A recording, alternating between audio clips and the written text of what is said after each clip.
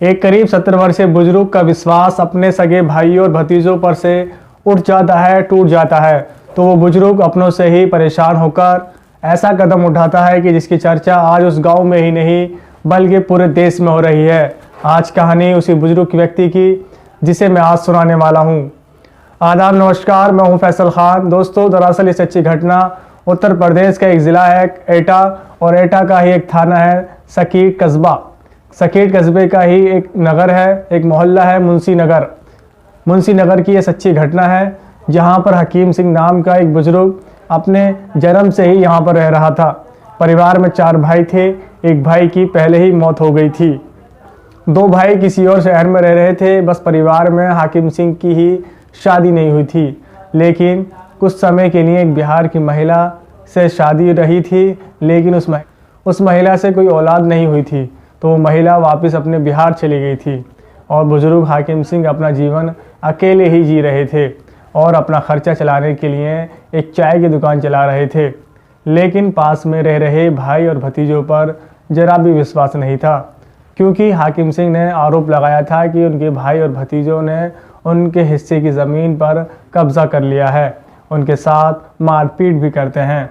हाकिम सिंह का कहना था कि उसे विश्वास नहीं कि मरने के बाद भाई या भतीजा उसका कर्मकांड करेंगे भी या नहीं। कुछ दिनों से तबीयत काफ़ी ख़राब चल रही थी। बुजुर्ग ने 15 जनवरी के दिन सोमवार को खुद की 13वीं की थी। 13वीं के कार्ड छपवा कर लोगों को न्योता दिया था। करीब 700 लोगों को भोज कराया था। उनका कहना था कि कर्मकांड कराने से मरने के बाद उसे मोक्ष मिल सकेगा। कर्मकांड कराने के लिए हाकिम सिंह अपने हिस्से की बची हुई काफ़ी हिस्से में आई ज़मीन बेची थी। उससे मिले पैसों से पंडितों और परिचितों की मदद से मृत्यु भोज करवाया था। गांव वालों और रिश्तेदारों को बुलाया था। साथ ही इस 13वीं संस्कार और मृत्यु भोज कार्यक्रम में गांव के लोग भी बिना झिझक पहुंचे थे। सैकड़ों लोगों ने भोजन प्राप्त किया था।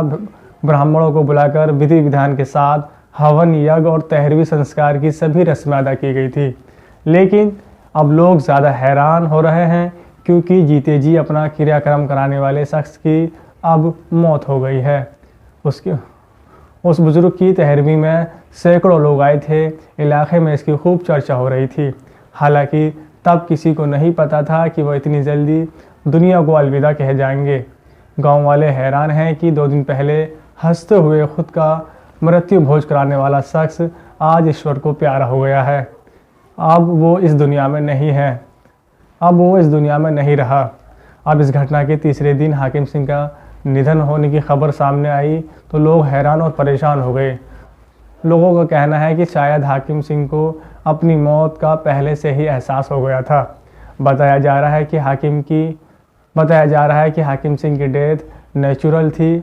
शव को फिलहाल अंतिम संस्कार कर दिया गया है।